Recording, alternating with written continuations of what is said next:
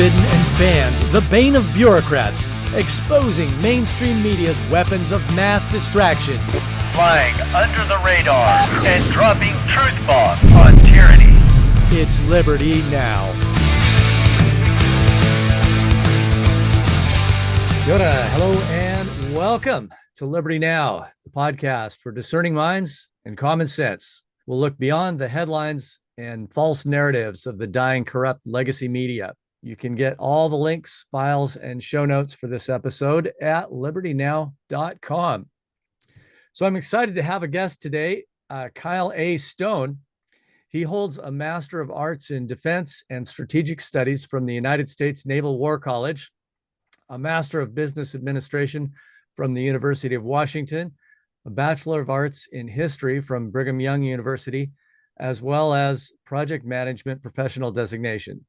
And he's the author of a new book, Values We Hold Dear, which I have been really interested in reading. It's been great so far. It's now that I've dug into it. Kyle, welcome. How are you? Thank you, sir. Appreciate it. Yeah. I'm doing well. Awesome.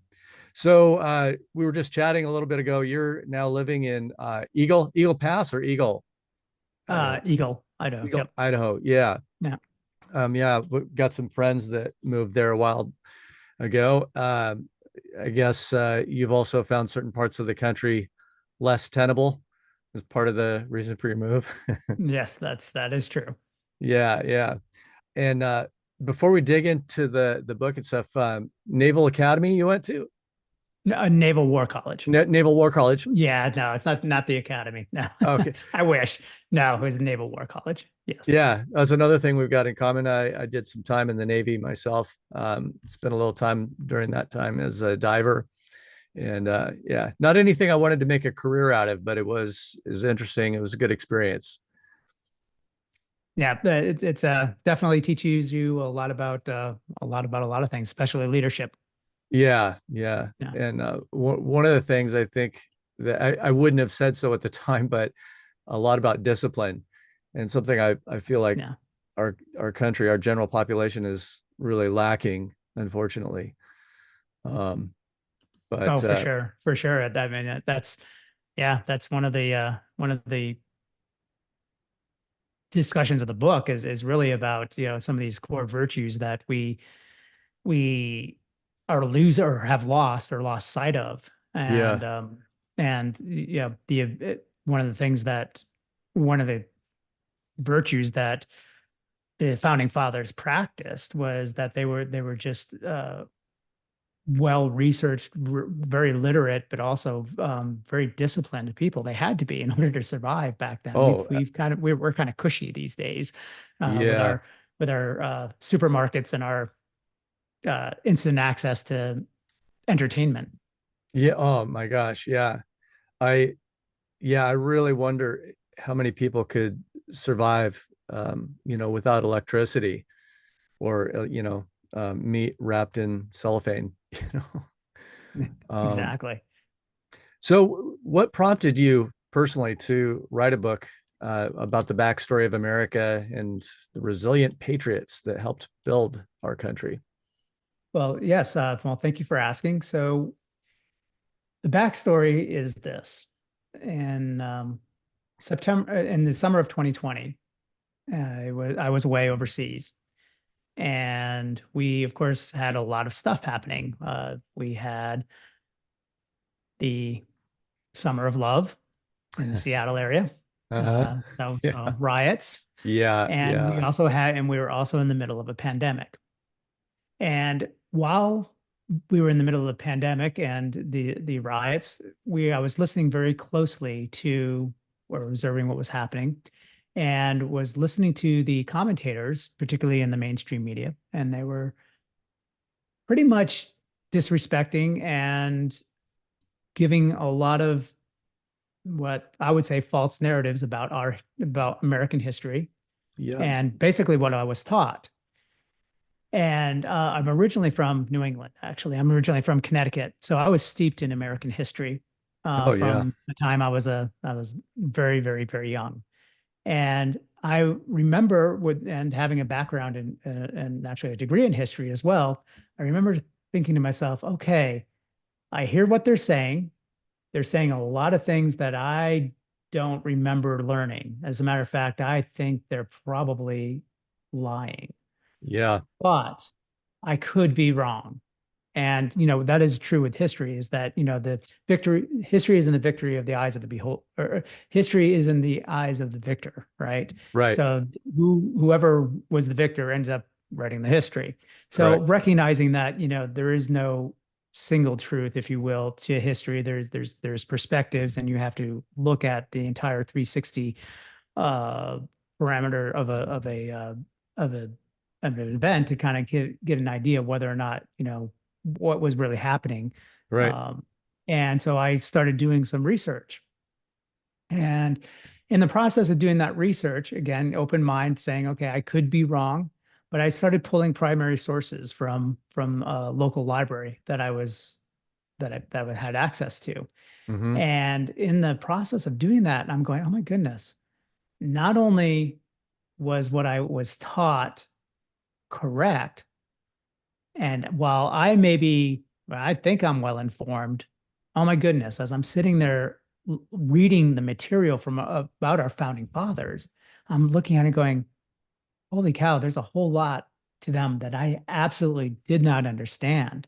Mm-hmm. And I did a deep dive into more and more of trying to understand this concept of like virtues.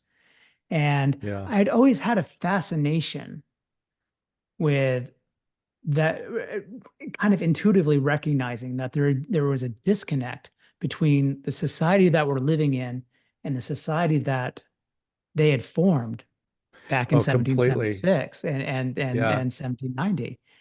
And I was trying to connect the dots on that. And I'd spent a lot of time, but as I got into reading, I was like, oh my goodness, there was a lot to them. And Yeah. I learned a lot about this concept of virtues, and then I ended up getting into an affiliation with a gentleman by the name of Dr. Steve Turley. And Dr. Steve Mhm. Turley, he is a he holds two PhDs, one Wow. in anthropology and one in religion, from Durham University, which is in England. So he got taught very, very well, and so he became a classical education professor, and what was known within the circles. And he also happened to be, ironically, from Connecticut as well. Oh, So funny. he and I had that in common. So he gave me kind of a crash course history on the core virtues that our founding fathers practiced, and those were justice, temperance, wisdom, and the most important one, courage. I say temperance. I think that maybe it was more moderation, but I use the words interchangeably. But justice, Uh-huh. temperance, wisdom, courage, and those were the four core virtues that they believed that needed to be pillars of our societies. As a matter of fact, I think it was John Adams, and correct me if I'm wrong here, but and I'm paraphrasing the quote here, is that something to the effect of, "We can't live if we don't have a virtuous society, this is all going to collapse." I'm paraphrasing it. Yes. I wish I could remember the quote too. I remember seeing that somewhere. Yeah. Another quote that your book opens with, which I love, is by Samuel Adams. Quote, "It does not take a majority to prevail, but rather an irate, tireless minority, keen on setting brush fires of freedom in the minds of men." And it was, of course, very apropos during the American Revolution, Yeah. but it really rings true now, I think, too. It implies that our freedoms are under threat, which I think a lot of our listeners would agree with. Um, and if we could just get this idea across to more people who they're frustrated with the direction America and the West is going, for that matter, but uh, they're not doing anything about it because I, I guess they're just not they're too complacent, or they're not motivated enough to light those fires. But if we could get one idea across, I think it would be that. Uh, Oh, for sure, for sure. Samuel Adams, that was one of I would say that my favorite founding father for many, many years has always been George Washington. Yeah. And that was until, and George unfortunately got bumped down Oh to number no. two because of I got to learn a lot about Samuel Adams. Oh yeah. And he really was the kind of the genesis of the formation. He was the nugget, the seed, the kernel of the idea of separation between Great Britain and the United States of America. Uh-huh. And it was very interesting because there's a number of things that were interesting. One is that actually in my family line, um, some of my ancestors and he interacted quite a bit. He was at one time a tax collector. One of my relatives was also a tax collector, and the two of them did not see eye to eye. The relative I'm talking about in my Uh-huh. end happened to be a Tory, and but he was very involved with the people. And he also saw how his father, who was a very successful businessman, was continually stopped by the government of Great Britain from Hmm. being able to help people. And the situation in Boston was not very good. I mean, the living conditions and anytime there was an opportunity to make an improvement, the British government usually had its say, the governor, the local governor, and put a kibosh on it. And he was watching all of this, and he's like, okay, this isn't gonna work. This whole, remote governance from this island 3,000 miles away, that's not gonna cut it. Yeah. And my family is being personally impacted, his father specifically, by this. And because of this, actually, and even before Thomas Jefferson was born, when he was in Harvard at Divinity School, he was making arguments for uh, freedom and for the separation of the colonies from Great Wow. Britain way back in even before, like George Washington, I think, was a lad, and Thomas Jefferson wasn't even a thought yet. Wow. So this idea had been brewing for a while. Hmm. For sure. Yeah. Um, and you wonder if it wasn't the world back then was going through one of the Titler cycles. If you're familiar with that, there was a Scottish professor and theologian, I think, who Hmm. named Titler, who came up with the cycles where we go from bondage to Yes. and slavery into breaking away in Courage. freedom, courage, right? Yep. Courage. Uh, what's the next one in the five? So courage to comfort or something. There's something that great. We get courage to comfort, and then from comfort back Right, to bondage. excess and then decadence and then back Yeah. into, yeah. And I really feel like we're in one of those cycles. So do you have hope that we can light enough fires to mitigate or stop this, or do we just have to go through it? Is it, a question of history repeating itself? Well, actually, I think that's actually the way you frame the question is very interesting because I don't think it's an either or. I think it's all of the above. I Yeah. think we we are going through it. I think it's important to go through it. Uh, and it's very painful. Oh, it's very painful. It's painful to watch, painful to see, painful to experience. And quite frankly, we have not felt all the pain. We in the West Oh, have not yeah, felt all the pain yet. by no However, means. however, I am hopeful, and Yep. this is why I don't. While there are forces at play that would enjoy taking away your freedom, Yep. um, and they've written about it, by the way. This is not, for those in your audience who say, "Oh, this is just kind of conspiracy theory nonsense, gobbledygook." Nope, nope, nope, nope. As part of my research, you read a lot of stuff and you listen to a lot of stuff. You just have to go to a simple book like Klaus Schwab's The Great Reset, Right. COVID-19. Read the book. Yeah. They printed it for you and they have talked about it. Go on YouTube, Google it. You'll see it all there. It's all laid out. Right. My point is, though, that we I fundamentally believe that we, as a species, we yearn for freedom. And I don't Hmm. care if you are in communist China, communist Cuba, Venezuela, the United States, Canada, Africa. It doesn't matter where you are. The innate natural is part of natural law, right? That was part of how the founders framed Yes. the Constitution Declaration, is that, we have a natural right to be Hmm. free. And that natural right, I think, is within us. The difference between back then and now is that back then, this whole concept of liberty based on virtues and values was a theory.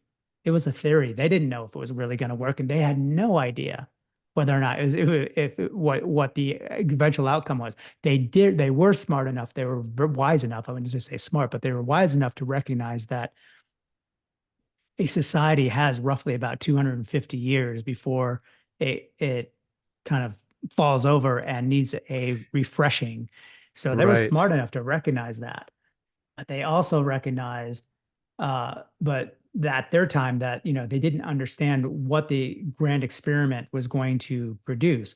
Well, thank goodness, and I actually thank God for this. Literally, when I say that, I mean, Yeah. I thank God, Heavenly Father, for this. That we were the beneficiaries of such a grand experiment. Look at how Oh my gosh. much Yeah. our lives have, compared to their lives, how much our lives are wonderful and adventurous, and we have heat, and we have warm showers, and we have food, and we have all the things that was really hard to obtain for them. We Yeah. are the beneficiaries of. Right. And because we recognize that we don't want to go back to 18th century living and be Yeah. ruled over by a body of folks that are just far away from us. Right. I have hope and strong belief that we can re reawaken that yearning for freedom, no matter where you are, Yeah. and become what we were destined to become, which is a free and prosperous people. Right. Yeah, I believe And it. we we just need to be more grateful. I Yes, often think of Shakespeare's quote, how sharper than a serpent's tooth, the words of a thankless child, or something to that effect. brilliant. And we really are, I think, as a society in general, pretty ungrateful. We just take for granted, so much that we have inherited without any effort of our own. And that's the thing. I mean, you see this in trust fund babies. They have no respect for the wealth that they inherited. They didn't have to earn it, you know, and without that, you just don't appreciate. It's like winning the lotto. Most people end up, worse than broke, worse off than when they were given the winnings. You can just see it example after example. And well, I guess that's why you're doing what you're doing, right? Trying Yeah, to light those fires and wake people up to appreciate what our founders really went through. And you know, speaking of the founders, I've been thinking about this a lot about what you think about is there life after death? Is there memory of the present? Are you really you? Is there memory? Is identity inherently tied to identity? And the book, your book, which I'm loving so far, opens with a scene from the Two Towers in Lord of the Rings mm series where mm. Gandalf awakens King Theoden from a long spell under Wormtongue. And you relate this connection between memory and civilization and the link between cultural memory and history. Can you elaborate on this? Sure, sure. Actually, that was written by the Dr. Steve Turley, my mentor, Uh-huh. who he used that to illustrate the importance of remembering how a society, the importance of why remembering how a society was formed, and to keep that alive. And so, how I think of it is more in terms of traditional storytelling and the importance of passing down from generation to generation those customs, cultures, traditions, all wrapped in stories Uh-huh. in order to be able to pass down history to posterity so that they can continue to remember who they are. And that's important. Who are we? Right. And why are we? So there's the who and the why. Why are we here? And who are we? Yeah. And And go ahead. well, it makes me think of, when we saw during the George Floyd riots and, other summers of love we've had recently, we see attacks on our history. It seems like, they're Mhm. toppling these statues, the George Washington, for crying out loud, they're taking down one of the founders of our country, the parent who has helped give us all this largesse.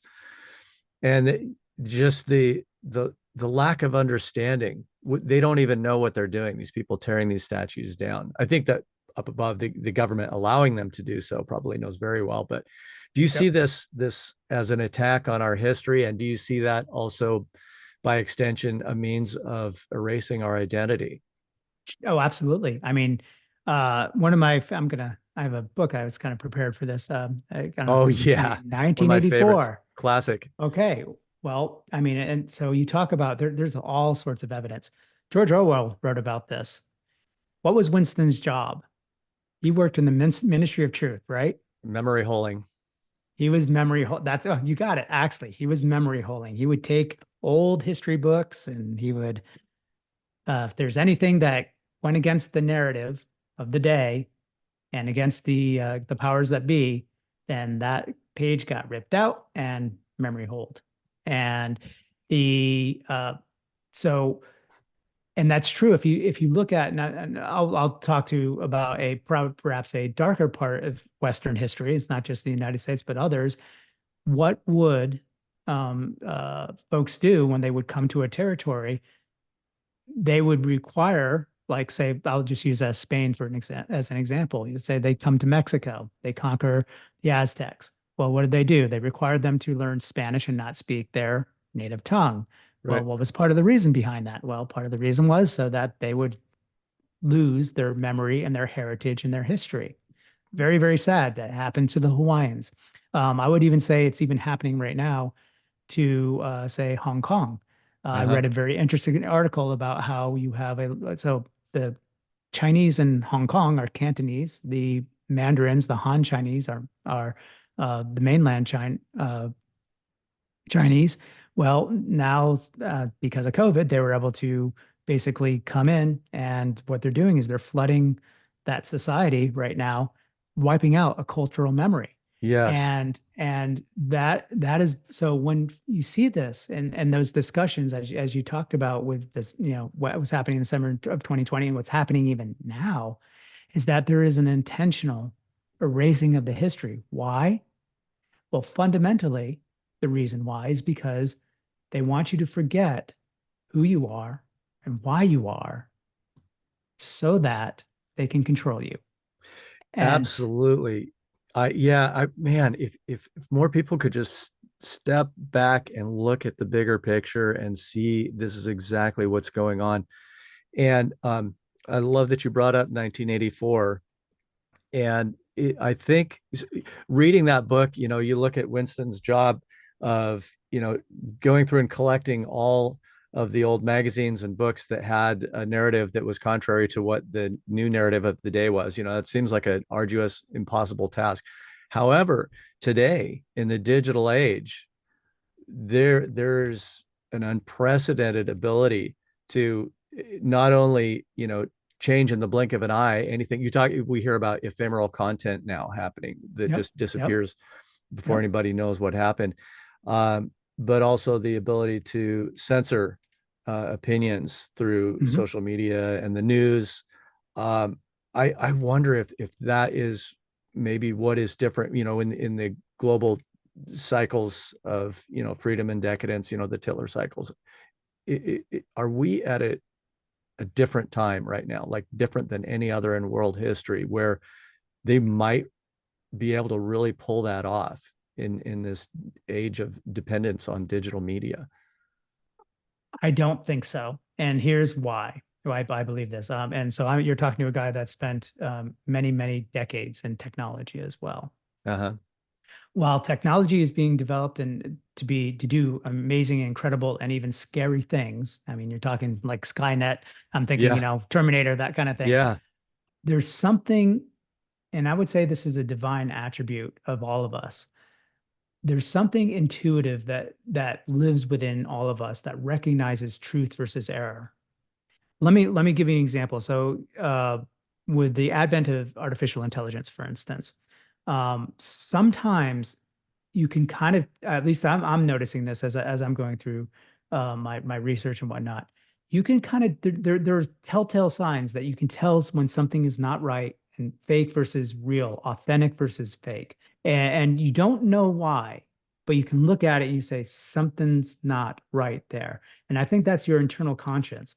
So do I think that will there be a definite uh there is a definite move to try to make that the case where, we use technology in order to control.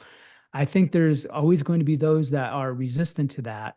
And I think and I have hope. I have this eternal hope and belief that what will end up happening is that there's going to be enough people that they're going to recognize propaganda and recognize the insanity of this. But we haven't, particularly us in the West, we haven't developed that muscle yet, in our Right. own brains to be able to really fully be able to see it and Oh, then be that's able to stand up against it. that's an interesting point. Uh, we haven't had the necessity No.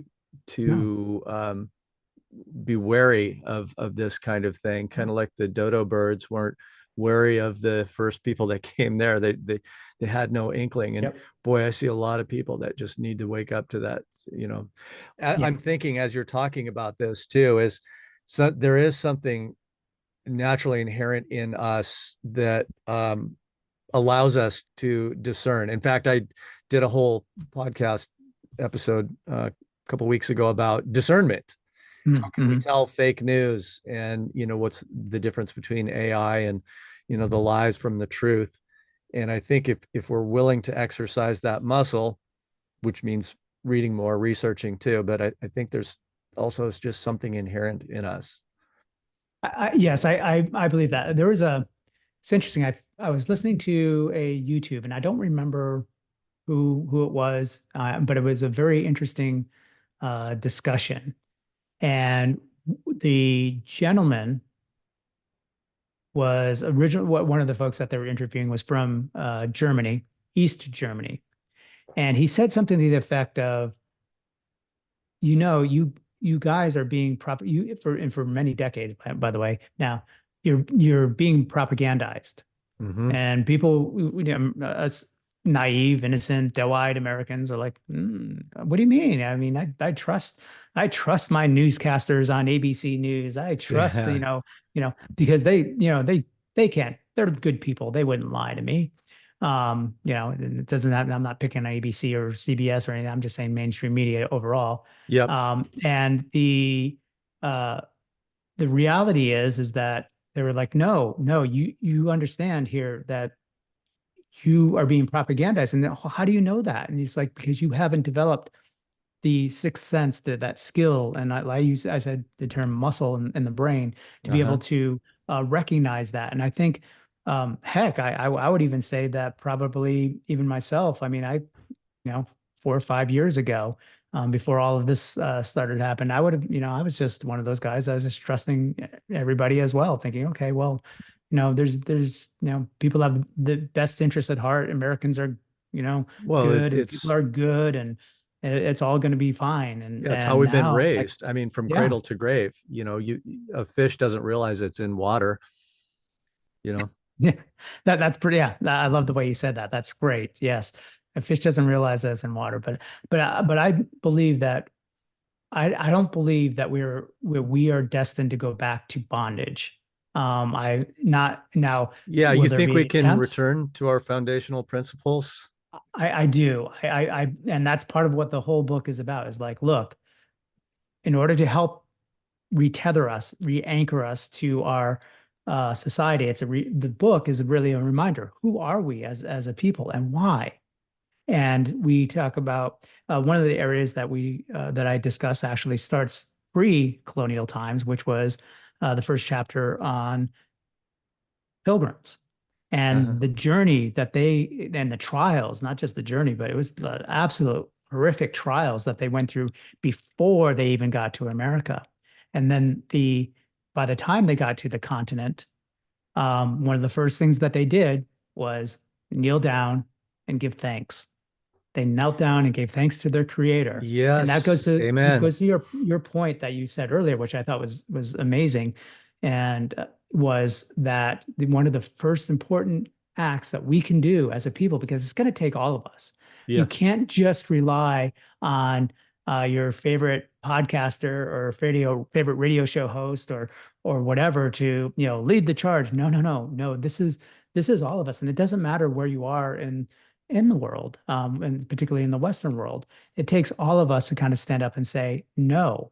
And we've got to band together and just recognize what that entails, and be aware. It means that we're all going to have some efforts. Or some of you, if you're like into leadership and have thought about running for political office, maybe that's what you should be doing. Yep. For me, it happened to be writing. Right. The idea of writing a book for me was my mother was very well read and instilled that in me, but I had no idea that that I had a thought about writing a book about something like this. So that happens to be my calling. For you, it might be speaking. Hmm. I think that might be something that I'm starting to learn how to do as well, to speak better. Yeah. Uh, so it's for others of you, it's maybe joining the military. For others, you it's maybe being in law enforcement. For others, it's I don't know what it is, but being a great mom and raising a wonderful family and a brood of kids that are strong and courageous and can withstand the not only the propaganda that comes on at them, but the falsehoods, and be able to stand strong. And I was just reading a story, for instance, about Winston Churchill. I don't know if you knew this, but I learned this recently. Winston Yeah. Churchill's mother was American. I did not know She that. Wow, that's she interesting. she was a socialite, but she was an American, and she instilled a lot of these like important values and virtues within her own son. And thank goodness that she did, because he went through a heck of a lot of stuff between wars and being captured as a prisoner of war and depression and Yeah. everything. And then and what did he become? He became one of the greatest leaders in this world has ever known. And he helped, and through his mother's influence, basically she helped save Europe, in my opinion. My Yeah. point is that each one of us has something important that we have to offer, and that means all of us, every Right. one of us, has to In, get involved. And that's what this book also helps do, is kind of give you ideas, gives you inspiration, it gives you ideas, it gives you if I were to say it's a military, if for those of you who might be listening who are in the military, it's kind of like a medical kit, an ammunition box, and a field manual all nice. in one little I like that compact analogy. book. That's what it is, and also includes a coupler for those in America, a compilation of copy of the Declaration of Independence, the Constitution of the United States, and the Bill of Rights. Yes. This reminds us who we are. Yeah, and I don't want to sound arrogant when I, recommend these documents to people who may not be living in America. I wish that New Zealand had a founding document. We have the Treaty of Waitangi. That's a whole another rabbit hole, but nothing like a United States Constitution per se. And I think it is a beautiful document. And the other thing that I try to point out to people who look at it or consider it is that it's not, that piece of paper doesn't guarantee our rights. It merely codifies the inherent rights that we are given by God, out of natural law. And people need to understand that we, Right. regardless of a piece of paper or a declaration or a constitution, we have human rights. That is our inheritance. That's what we're born to. It's just it codifies and explains how they work, and should we choose to exercise them, we can enjoy them. Exactly. Exactly, which is very, very important for the continuation of society. And Yeah. again, you asked earlier, do I believe that, before it was an experiment, they didn't know if it worked? Well, we now know that it actually works. So we're incentivized. It's kind of like if you go on a diet and you realize that, if I do the certain things and I'll start losing weight, then you kind of get incentivized to continue doing it. Right. Once you can see the fruit of it. Yeah. Yeah. It's just um kind of past its due date, it seems at the moment. It needs a refreshing. You had um to my liberal friends whom I love, that we just couldn't be more polar opposite on. I think we want inherently like a lot of the same things. We want freedom. Mm. We want to be able to do what we want. Just we differ on maybe how we get there. and Mhm. and sometimes we differ on where my rights end and yours begin. I would say that I'm a true classic liberal, where I believe in live and let live. And I brought this up before, that the idea of being a Christian myself, I don't force it or impose it on anybody, but Mhm. I think it's important to recognize what it has contributed to our society, whether or not you choose to. I mean, you're sort of having your cake and eat it too, if you decide to live with the benefits of that without appreciating it, and taking it on. But You- you're not at the end of a gun. That's between you and the maker, whatever you right. want to believe. But Well, to my liberal friends, though, to the point I want to bring up is that when I talk about this, especially the religious aspect, or values and morals and virtue, I I can see their minds going in the direction of Handmaid's Tale. When mm, we talk about returning to our foundational principles, they're gonna like, whoa, sure on the brakes, fascism, Handmaid's Tale. You want to try to tell us how to live, and you're going to start executing people that don't believe the way you do, which is completely untrue. How would you answer those people? yeah, no, I absolutely agree. I think I'm very our perspectives are very similar in that. The idea here is that we put ourselves in a situation that we have that common set of virtues and values that we understand, that we once understood not too long ago. Heck, we just maybe just 15, 20 years ago. I think we were all kind of on the same general page.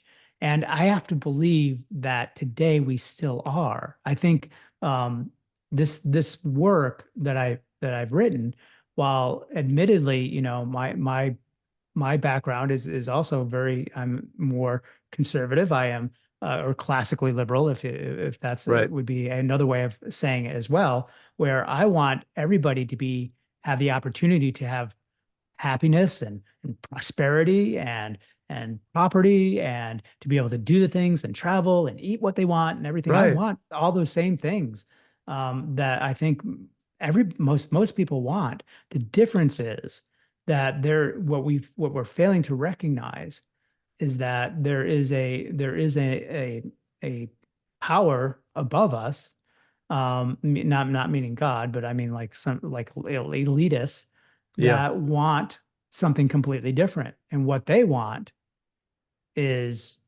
your obedience. They want your property.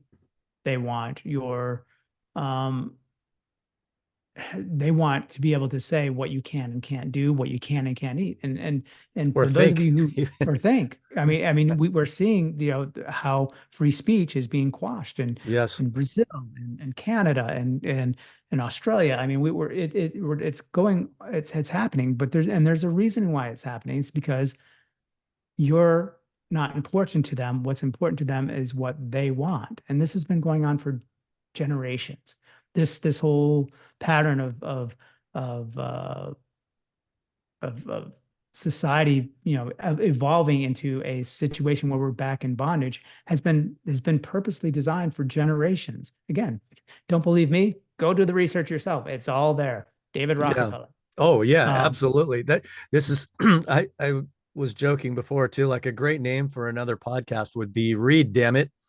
Just yeah, just read. I it's amazing to me how few people can be bothered to pick up a book or read anything besides, comic books or Facebook posts. It's Yeah. I Well, think. go ahead. Go ahead. No, go ahead. Sorry, one of the stories I have, it's funny you say that, is actually I cannot live without books. Yeah. And it's a story, that a true story from about Thomas Jefferson, where he essentially donated after the British burned the in 1814. They burned the Capitol, they burned the White House, and in process burned what library the Congress had. Yeah. So he turned around, and he was very well read, very Renaissance man of his age. He sold like 6,500, close to 6,500 books. That's a lot. For back then, books were like Oh gold. yeah. So Jeez. he sold 6,500 books to the Library of Congress on all sorts of topics. And the reason why is because he recognized something very important, which was, if we are going to survive as a nation, we need to have the best books, the best thoughts, the best ideas that our leaders can access so that they can make informed decisions about our laws. And I don't think that's happening as much, to Oh be honest with you. And yeah. I'm not going to try to, I won't get into the politics of it. I just wish there was more wisdom. Where do you get wisdom? Yeah. You get it from learning. You get it from learning and reading and experience. And That's yeah, so funny. You're like verbatim just repeating what I was talking about not too long ago. But yeah, I think there's very much truth to that. So before we need to wrap this up, Kyle, what's the best way people can support your work, learn more about you? What's the best way? so you can go to www.valuesweholddear, all one word, Uh-huh. www.valuesweholddear.com, Okay. and you can download a number of free resources. I think I got three or four up there. I've got a parenting toolkit. I've got grandparenting with purpose, to help younger generations and get them excited about who they are and why they are. I've got Great. conversation cards. So there's some freebies out there. So if you there's and there should be a link there that says download free resources or something to that effect. Um, Okay. but in terms of the book right now is on Amazon, Amazon.com. So you can get it from there. Values We Hold Dear, Kyle A. Stone. And there Excellent. is you can also I also have audiobooks, so you can get it on Audible, which is through Oh, Amazon, or you can excellent. get it on Spotify or Apple or Barnes and Noble or Walmart. So there's a whole host of places where you can get it, because I would like this message to be spread far and wide. And the cool thing about the audio is that the audiobook, I actually had an amazing voice actor who I hired, who has a beautiful bass voice, is just wonderful to listen to. But Awesome. second, the it also incorporated, I had some music written into it as Oh, well, to cool. kind of for the intros to the chapter. So it is a auditory pleasure to listen to it. So, and everything is divided up into very short stories that you can read, one story a night, to yourself or to your children or whatever, and learn Excellent. something. And yeah, there you go. Well, so if you're too busy or dyslexic or just can't be bothered to read, there you go. There's another Yeah. solution. Awesome. Well, Kyle, I'm looking forward to finishing the book. I've loved everything I've read so far. I think we're very much on the same page, and maybe we can have another session down the track here. I'd absolutely love to. And I just want to close out. Remember, folks, and it's actually in my book too, bondage is easy, freedom takes passionate effort. Nice. Bondage is easy, freedom takes passionate effort. Our founders recognize that. Anybody throughout history that has been fought for freedom recognize that. It's easy to just sit there and just let them take everything from you. It takes passionate effort to actually stand up and say, nope, I love my family too much. I love my country. I love my neighbor. I love my faith. I love my God. Amen. I could not have put it better. That's excellent. Well put. Well, folks, that ends another episode of Liberty Now. And until next time, be good, do the right thing, and please keep asking questions. Take care.